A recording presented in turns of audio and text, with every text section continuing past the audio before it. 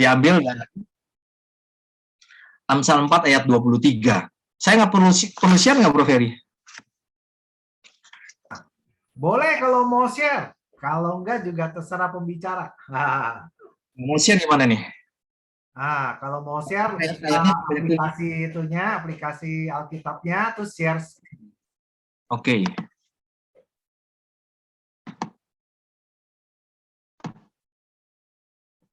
Ya. Udah kelihatan belum, Bro? Yes.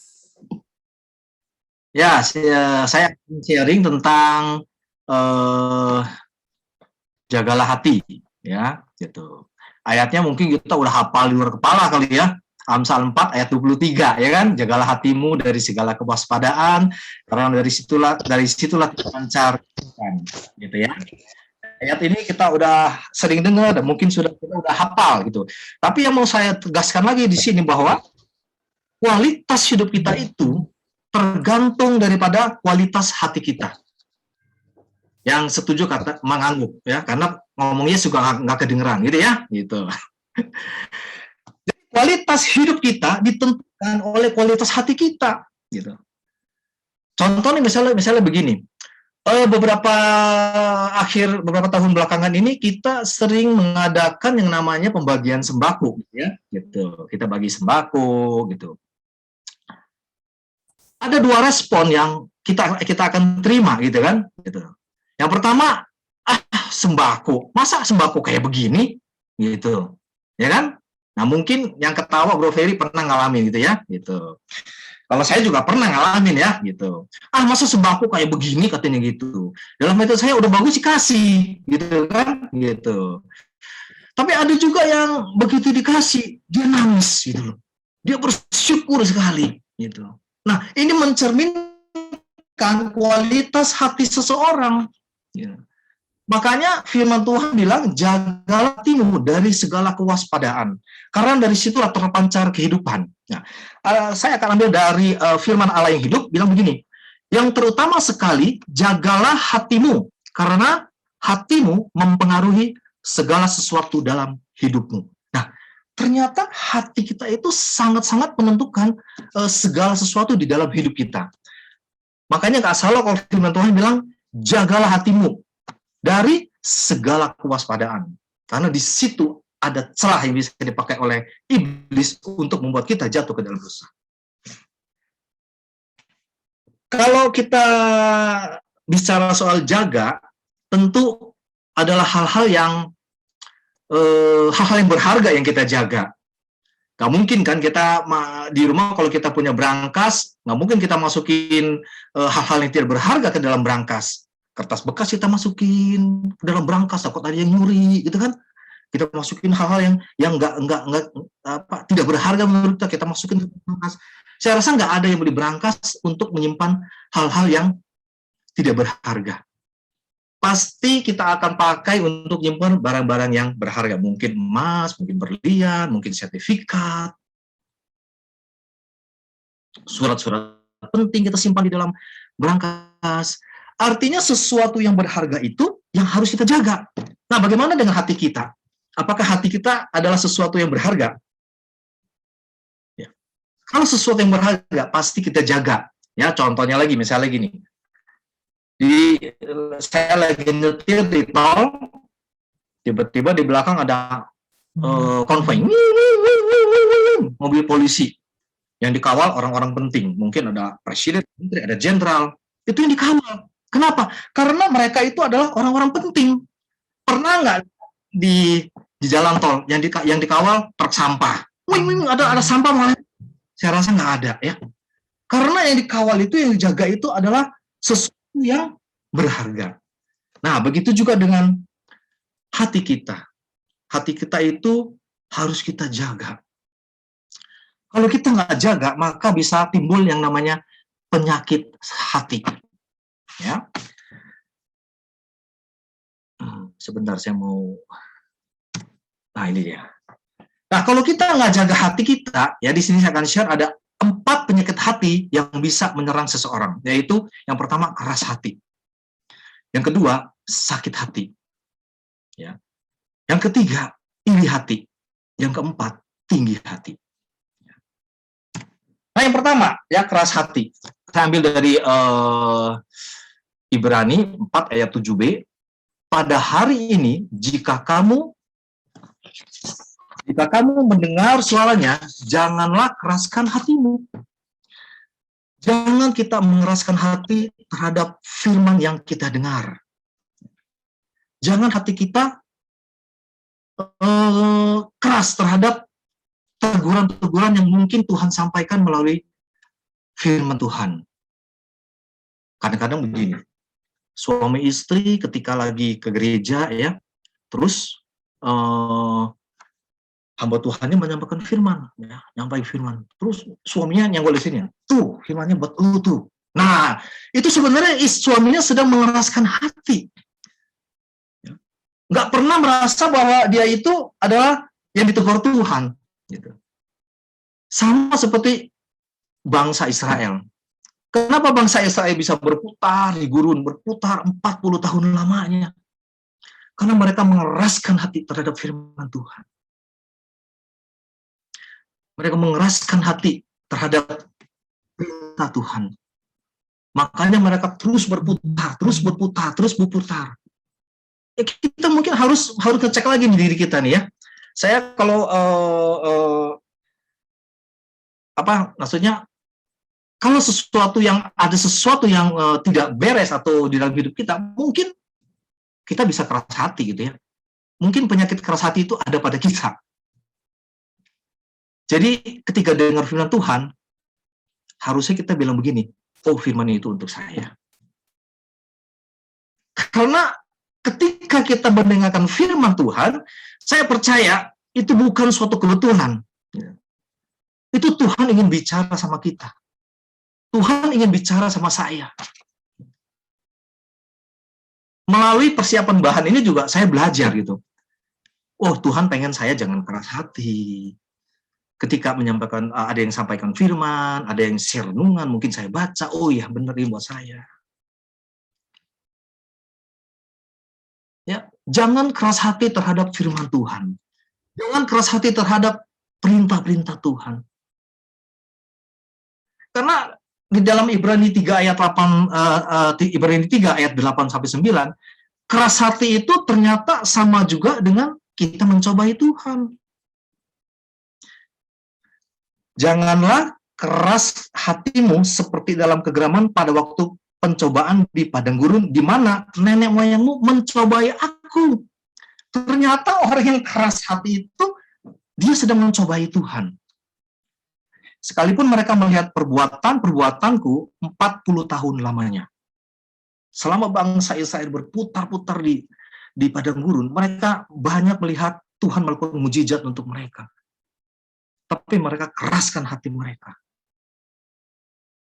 Tuhan bilang, hai umatku, engkau sudah mencobai aku. Gak percaya sama Tuhan. Gak percaya sama firman Tuhan. Bahkan gara-gara kekerasan hati bangsa Israel, Musa itu tidak diizinkan masuk tanah Kanaan. Efeknya itu bisa buat orang lain. Kita membuka celah buat orang lain juga. Jadi jangan keraskan hatimu. Bapak Ibu yang dikasih, ketika kita dengar firman, mari kita lembutkan hati kita. Bahwa firman itu untuk kita. Firman itu untuk menegur kita. Firman itu untuk membangun kita. Jadi, menjaga supaya kita nggak keras hati itu sangat penting. Ya. Nah, yang kedua sakit hati. Nah, sakit hati ini bukan seperti orang patah hati ya, jadi sakit hati seperti itu ya, gitu. Dalam Matius 5 ayat 44 sampai 43 43 sampai 44 dikatakan begini. Kamu telah mendengar firman, kasihilah sesamamu manusia dan bencilah musuhmu. Tetapi aku berkata kepadamu, kasihilah musuhmu dan berdoalah bagi mereka yang menganiaya kamu.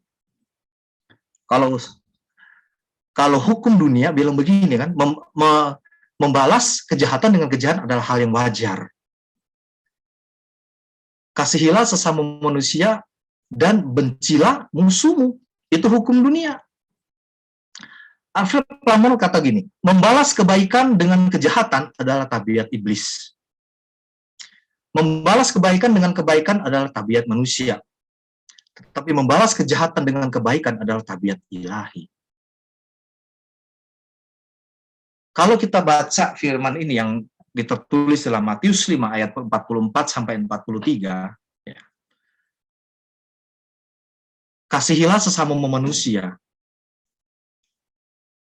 Kira-kira kita mudah nggak mengasihi orang? Mudah, kalau orang itu juga baik sama kita. Kan begitu? Kan hukum dunia bilang seperti itu, bener nggak? Kasihilah sesama manusia. Ya, aku mengasihi dia kalau dia baik sama saya. Tetapi firman Tuhan bilang begini, aku berkata kepadamu, kasihilah musuhmu dan berdoalah bagi mereka yang menganiaya kamu. Wow, ini sesuatu yang tidak mudah. Sudah disuruh mengasihi musuh, terus kita harus berdoa, memberkati mereka. Kira-kira kita bisa nggak ya melakukan seperti itu ya? Gitu. Kita mengasihi musuh kita, habis itu kita berdoa bagi mereka. Saya mau sharing aja. Ini udah lama kejadiannya ya, udah lama. Waktu itu saya masih jalani asuransi. Kalau saya di asuransi itu, saya harus membantu orang di bawah saya, agent di bawah saya itu, supaya mereka juga berhasil, supaya mereka juga mengerti tentang produknya, tentang jaringannya, seperti itu. Nah, ada satu orang, ya, sebutlah si A, ya. Si A ini saya prospek untuk jadi nasabah, akhirnya jadi agent. Setelah jadi agent, saya bantu supaya grupnya ini bertambah besar. Setelah grupnya bertambah besar, income-nya udah lumayan besar, akhirnya dia keluar kerja. Dia keluar kerja, terus masih di bawah bimbingan saya. Terus saya bimbing. Sampai akhirnya bisnisnya besar. Sampai akhirnya dia bisa punya mobil sendiri, bukan satu, bahkan 2 mobil, seperti itu. Setelah dia berhasil gitu, ya, saya dari belakang.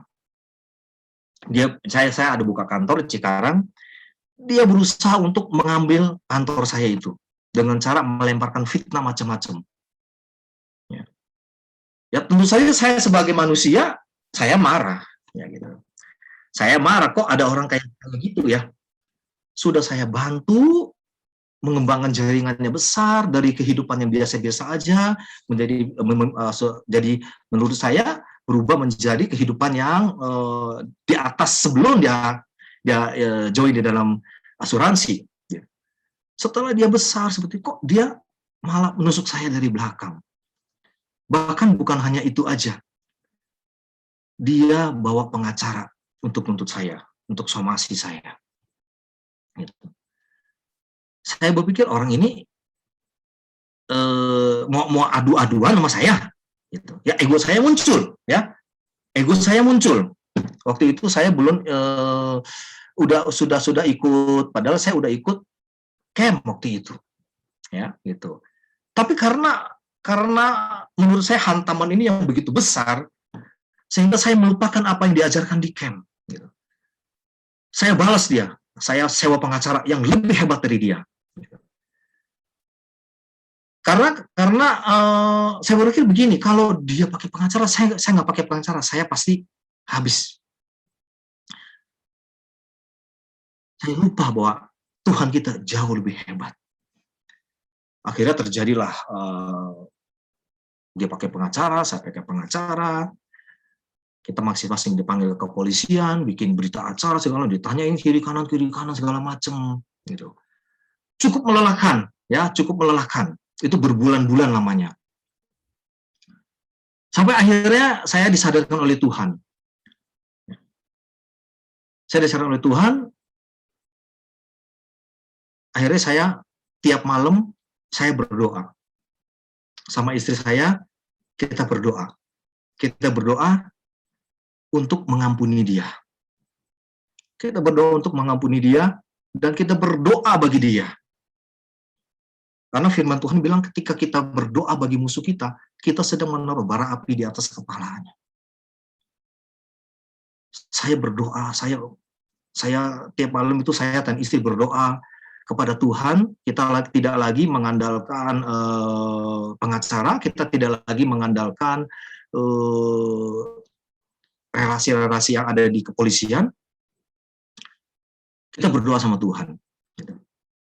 Kita berdoa supaya masalah ini cepat berlalu dan memberkati dia, si A itu. Tapi masalahnya belum selesai. Gitu. Ya, masalah belum selesai, masih terus berlanjut. Ternyata itu akibat saya mengandalkan manusia. Saya menyimpan sakit hati. Cukup lama akhirnya masalah itu selesai. Tapi ketika masalah itu sudah selesai, kok hati saya masih belum damai, gitu. Kok masih ada yang mengganjal di hati saya, gitu. Akhirnya saya dikasih hikmat sama Tuhan. Tuhan bilang, samperin dia, minta maaf sama dia, peluk dia. Wow. Saya bilang, Tuhan, saya udah berdoa bagi dia loh. Tuhan bilang itu belum cukup. Kamu ke kantornya dia, kamu minta maaf sama dia, kamu peluk dia. Pergumulan terjadi di dalam diri saya, gitu ya. Terutama apa sih yang ada di dalam diri saya? Ego saya mau kemana ini?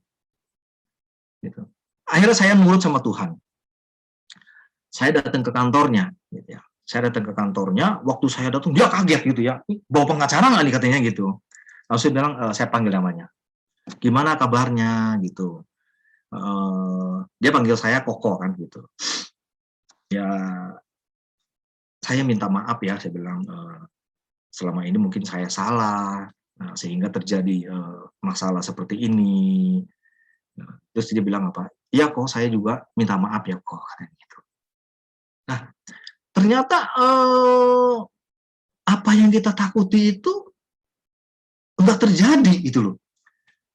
Mungkin dalam pikiran saya begini, ketika saya datang minta maaf, mungkin saya akan dilecehkan. Tuh kan lu yang salah kan? Gitu. Tapi itu nggak terjadi gitu. Ketika saya minta maaf sama dia, saya peluk dia juga peluk saya, dia bilang maafin saya juga ya kok. Terjadi pemulihan. Kasihilah musuhmu dan berdoalah bagi mereka yang menganiaya kamu.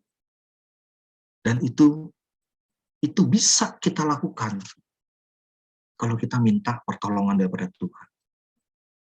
Saya nggak mungkin bisa melakukan itu kalau bukan karena Roh Kudus yang bimbing saya untuk datang ke kantor. Dan saya percaya Tuhan mau lepaskan saya dari semuanya itu. Nah, ini ada kerugian membenci musuh. Pertama, kita merugikan diri sendiri. Tidak ada orang yang hidupnya bahagia kalau terus-menerus dihantui kebencian. Nah, itu yang terjadi sama saya. Ternyata saya merugikan diri saya sendiri. Ada hal yang mengganjal di hati saya. Kok setelah perdamaian dengan dia, kok malah hati saya nggak ada damai sejahtera. Ternyata belum tuntas. Itu masih ganjel. Dan itu membuat diri saya menderita. Akhirnya saya rugi sendiri. Terus-menerus dihantui kebencian, kepahitan, seperti itu. Yang kedua, kerugian membenci musuh adalah melawan kebencian dengan kebencian sama saja dengan melipat gandakan kebencian. Ya, seperti gelap tidak bisa dilawan dengan gelap. Gelap ditambah gelap, tambah gelap. Gelap harus dilawan dengan terang. Terang walaupun secerta akan sanggup melawan kegelapan. Jadi hari ini kita belajar. Kalau kita masih ada musuh, mari kita selesaikan. Bahkan ketika kita mau minum perjamuan kudus aja, ya, Setiap kali kita ibadah, Bro Ferry ya, di hari Minggu, sebelum kita minum perjamuan kudus, Bro Ferry ataupun siapapun yang membawakan perjamuan selalu bilang, minta kalau ada sesuatu yang belum selesai, kita selesaikan dulu.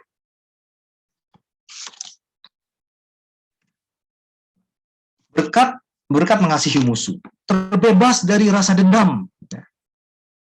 Kita terbebas dari rasa dendam. Hati kita plong jadinya. Gitu.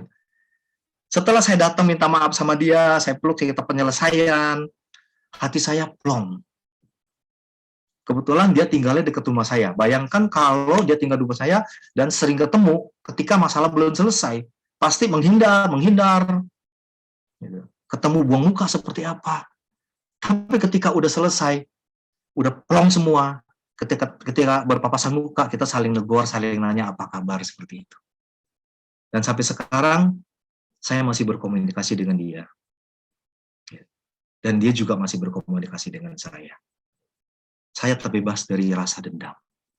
Saya terbebas dari rasa sakit hati. Nah, berkat yang kedua adalah membebaskan orang lain dari rasa dendam. Ternyata ketika kita melepaskan pengampunan, orang itu ternyata juga terlepas dari rasa dendam, terlepas dari rasa sakit hati. Kita bukan hanya menolong diri kita, tapi kita juga menolong orang lain.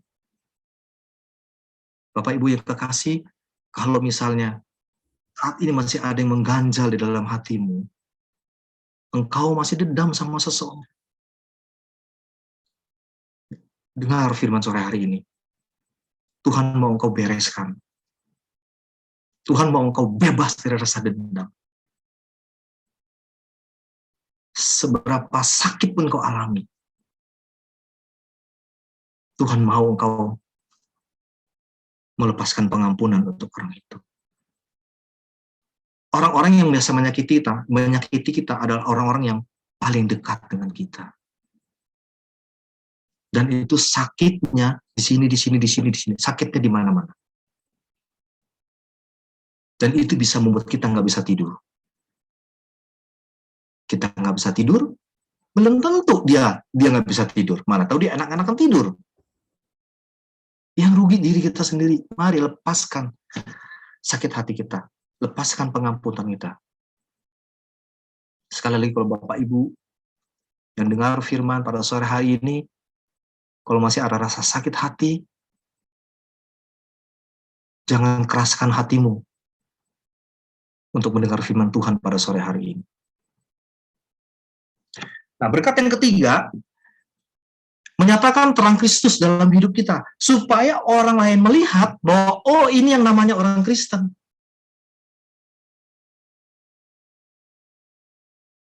Karena buah kita harus dilihat oleh orang lain.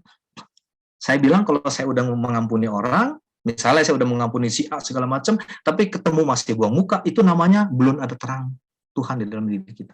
Belum tuntas. Sampai orang lain bisa melihat kok. Ya, karena di dalam asuransi itu kita pala diri itu kenal, ya. Banyak yang kenal. Gitu. Dan ketika mereka melihat kita berdua udah baik lagi, itu udah baik udah baik mereka bisa loh saling mengampuni. Sehingga saya nggak malu menyandang sebagai orang Kristen pengikut Kristus. Dan yang keempat, kita memberi teladan bagi orang lain. Dengan memahami makna ajaran mengasihi musuh, kita bisa melihat luka tanpa dendam, kepahitan tanpa amarah, kekecewaan tanpa geram, pengkhianatan tanpa balas. Kita memandangnya sebagai kesempatan kita untuk mengasihi orang lain. Kesempatan kita untuk taat sama firman Tuhan yang baru kita baca tadi. Mengasihi musuh dan berdoa bagi mereka. Yaitu penyakit hati yang kedua. Penyakit hati yang ketiga yang harus kita waspadai adalah iri hati. Amsal 14 ayat 30, hati yang tenang menyegarkan tubuh, tetapi iri hati membusukkan tulang. Sebagai orang orang-orang yang diberkati Tuhan, kadang-kadang iri hati ini masih timbul. Apalagi kalau udah bicara soal ekonomi, bicara soal jemaat, ya, soal pelayanan. Kadang-kadang ada iri hati. Kok dia lebih diberkati ya, kok saya tidak? Padahal saya lebih rajin. Itu kata saya. Mulai timbul iri hati. Sama-sama melayani. Satu gereja. Kok berkatnya bisa beda? Mulai timbul iri hati. Ini penyakit yang berbahaya. Iri hati ini bukan hanya menyerang orang-orang yang tidak mengenal Tuhan, mengenal Tuhan Yesus. Di gereja pun banyak. Dan di orang-orang yang mengenal Yesus pun banyak yang iri hati. Makanya ini penyakit hati yang berbahaya. Kalau udah iri hati, timbullah kebencian. Akhirnya dari iri hati timbul benci. Jadi kepahitan lagi. Amsal 23 ayat 17 sampai 18 berkata begini ya. Janganlah hatimu iri kepada orang-orang yang berdosa, tetapi takutlah akan Tuhan senantiasa, karena masa depan sungguh ada dan harapanmu tidak akan hilang. Yang tadi bicara soal iri hati ya kepada orang-orang yang mungkin seiman sama kita. Nah, pernah nggak kita iri hati sama orang-orang yang tidak seiman? Sering kali ya kita dapat pertanyaan, kok dia lebih makmur ya, gitu. Padahal dia beda iman sama kita. Pernah nggak terpikir dalam hidup kita seperti itu? Gitu? Waktu saya belum maksudnya belum begitu mendalami firman Tuhan, pernah terbesit dalam pikiran saya seperti itu. Gitu. Saya selalu mengukur berkat Tuhan itu dengan materi. Kalau orang pengikut Kristus harus punya materi yang bagus. Ternyata saya salah besar. Kita melihat orang-orang yang tidak mengenal Tuhan pun, orang berdosa pun, mereka tuh kalau bicara soal materi, banyak yang lebih kaya daripada hamba-hamba Tuhan, daripada anak-anak Tuhan. Tapi kita pengikut Kristus bukan hanya bicara soal materi. Bukan hanya bicara soal kekayaan. Bukan hanya bicara soal kedudukan. Tapi kita bicara soal keselamatan. Jadi jangan iri hati. Kalau ada orang yang lebih sukses dari kita, kalau ada orang yang lebih kaya dari kita, ada orang yang lebih hebat dari kita, jangan iri hati. Tuhan tahu kapasitas kita. Tuhan tahu kemampuan kita. Kalau engkau hanya dikasih jemaat sekian, tidak besar, Tuhan tahu karena kemampuanmu hanya jemaat sekian. Tuhan kasih pelayanan kita yang kecil, tidak besar, Tuhan tahu kapasitas kita. Tuhan kasih kita rumah yang segini, Tuhan tahu itu adalah hal yang cukup bagi kita. Karena Tuhan tahu apa yang kita inginkan, apa yang kita butuhkan, Tuhan itu tahu. Jadi buang segala iri hati dalam hidup kita.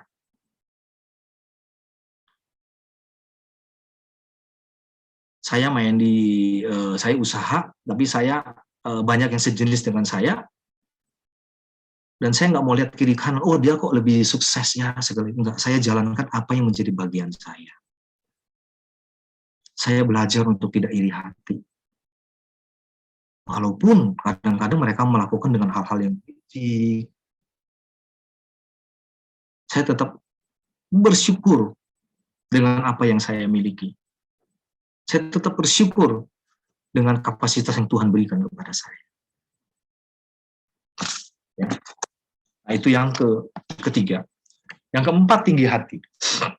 Ini adalah penyakit hati yang keempat. Yakobus 4 ayat 6. Tetapi kasih karunia yang dianugerahkannya kepada kita lebih besar daripada itu. Karena itu ia katakan Allah menentang orang yang congkak tetapi mengasihi orang yang rendah hati. Ternyata orang yang congkak itu Allah nggak suka. Janganlah kita menjadi tinggi hati kalau Tuhan berikan kita pelayanan yang lebih besar. Di sini ada contoh. Nanti Bapak Ibu bisa baca aja di 2 Tawali ya. Itu tentang Raja Uzia ya gitu. Saya akan bacakan aja ayat 2 Tawali 26 ayat 3 sampai 5 ya. Dikatakan begini, Uzia berumur 16 tahun pada waktu ia menjadi raja dan 52 tahun lamanya ia memerintah di Yerusalem. Dia 16 tahun sudah jadi raja, dia memerintah 52 tahun. Ayat 4 berkata, ia melakukan apa yang benar di mata Tuhan, tepat seperti yang dilakukan Amazia ayahnya. Ia mencari Allah selama hidup Zakaria, yang mengajarinya supaya takut akan Allah, dan selama ia mencari Tuhan, Allah membuat segala usahanya berhasil. Perhatikan bahwa ketika Uzia selalu mencari Tuhan, maka Tuhan akan membuat segala yang dilakukannya berhasil. Itu janji Allah, dan janji Allah tidak pernah gagal, tidak pernah dia ingkari. Kita pegang janji itu. Dilanjutkan dengan ayat 16 ya. Ayat 16 apa yang terjadi? Setelah ia menjadi kuat, jadi di ayat-ayat selanjutnya dikatakan bahwa dia berperang melawan musuhnya, orang Amori, orang Moab, dia menang terus. Ya, orang Arab dibantai habis, dia menang terus karena Tuhan beserta dengan dia. Nah, karena menang terus dia akhirnya tambah memperkuat tentaranya, melengkapi mereka dengan senjata-senjata supaya tidak diserang musuh. Kalau diserang mereka bisa menang. Kemenangan demi kemenangan yang Allah berikan membuat dia menjadi sombong. Setelah ia menjadi kuat, ayat 16, ia menjadi tinggi hati. Sehingga ia melakukan hal yang merusak. Ia berubah setia kepada Tuhan Allahnya, dan memasuki bait Tuhan untuk membakar ukupan di atas mezbah pembakaran ukupan. Kelihatannya baik, ya. Dia masuk ke mezbah, dia bakar ukupan. Kelihatannya untuk mengucap syukur baik. Tetapi kita baca ayat 17 dan 18. Tetapi Imam Azaria mengikutinya dari belakang bersama-sama 80 imam Tuhan.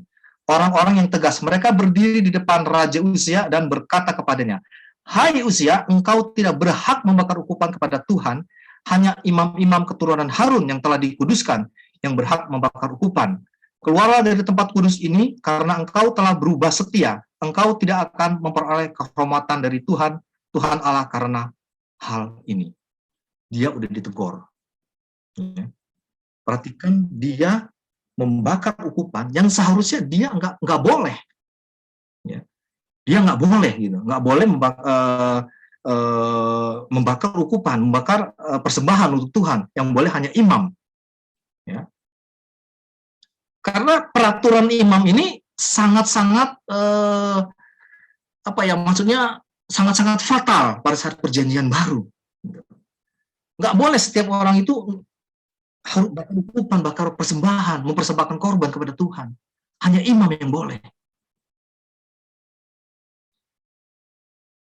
Terus ayat 19, tetapi Uzia dengan bokor ukupan di tangannya untuk dibakar menjadi marah.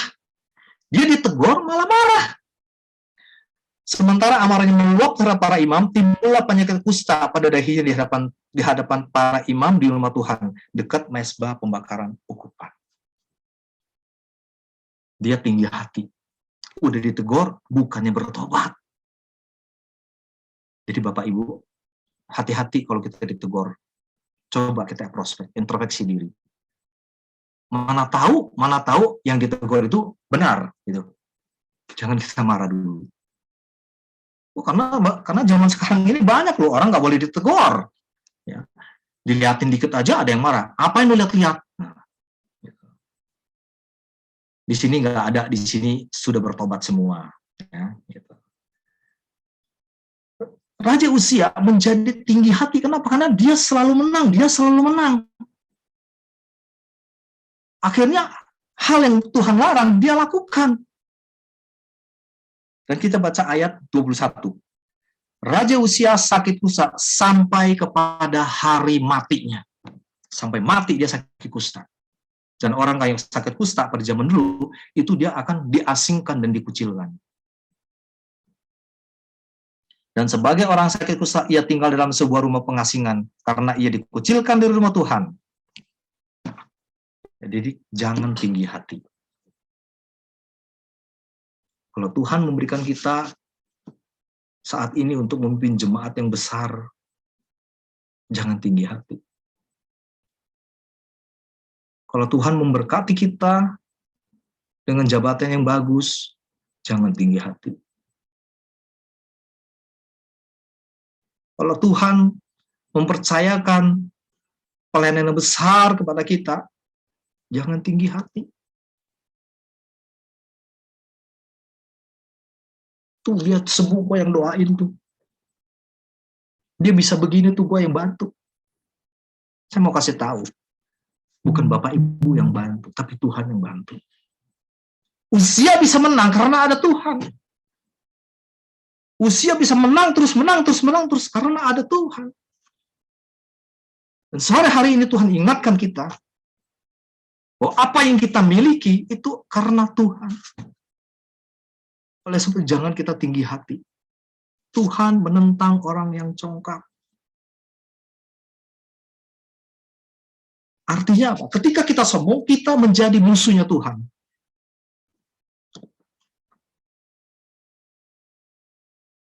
Mungkin ada yang berpikir begini, selama ini juga saya belum kena kusta tuh kayak Uzia. Berarti saya nggak sombong. Saya mau bilang, Bapak Ibu, Tuhan masih kasih kita kesempatan untuk kita berubah. Supaya yang tinggi hati menjadi rendah hati. Jangan tunggu hukuman Tuhan datang dulu, baru mau bertobat. Sore hari ini kalau kita ada penyakit-penyakit hati seperti itu, mari kita bertobat. Bapak Ibu yang kekasih dalam Tuhan, sore hari ini saya nggak mengajari Bapak Ibu. Tapi firman ini untuk saya, mengingatkan saya, supaya saya tidak keras hati, saya tidak sakit hati, saya tidak iri hati dan tidak tinggi hati. Apa yang sudah Tuhan berikan kepada kita semua. Jangan membuat kita menjadi sombong. Ingat selalu ini, jangan membuat kita menjadi sombong, menjadi tinggi hati. Wah, saya lulusan S2, S3, STLR. Itu saya mau bilang, itu tidak ada alasan untuk membuat kita sombong. Kita ini hanya debu yang akan kembali kepada debu. Tahu nggak debu? Coba, kalau misalnya di mejanya nggak ada debu, coba cari kolong tempat tidur. Pasti banyak debu. Itu kita debu yang akan kembali kepada debu. Jadi tidak ada gunanya kita tinggi hati. Itu saja dari saya. Terima kasih. Tuhan Yesus memberkati. Mari kita berdoa. Bapak, sungguh kami bersyukur Tuhan kalau sore menjelang malam hari ini Engkau mengajari kami ya Bapak, untuk kami senantiasa menjaga hati kami Tuhan. Untuk senantiasa menjaga supaya hati kami ini jangan cemar ya Bapak. Roh Kudus kami tahu